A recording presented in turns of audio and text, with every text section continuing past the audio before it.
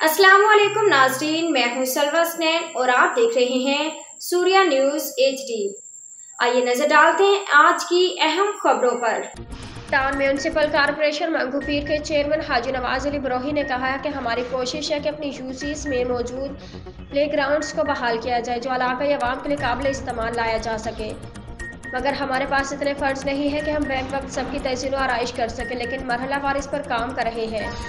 बरसातों के बाद ये मसला देखने में आ रहा है कि जो ग्राउंड फंक्शनल नहीं है उनमें जमा होने वाले पानी की निकासी का मसला दरपेश है, जिसकी वजह से आवाम को मुश्किलात का सामना, जिस पर टाउन का अमला अपनी खदमात अंजाम दे रहा है। और इस मसले के हल के लिए वाटर एंड सीवरेज बोर्ड से गुजारिश है कि ऐसे तमाम ग्राउंड्स जिनकी निशानदही हम कर रहे हैं वो अपनी खदमात अंजाम दें। इस सिलसिले में कल वाटर एंड सीवरेज बोर्ड के साथ एक मीटिंग का इनेकाद किया गया जिसमें दरपेश मसाइल को सामने रखा जाएगा और उम्मीद करते हैं कि वाटर एंड सीवरेज कॉरपोरेशन ताउन करेगा। इन ख्यालात का इजहार उन्होंने यूसी 5 में मौजूद सरजून ग्राउंड का मुआयना करते हुए किया।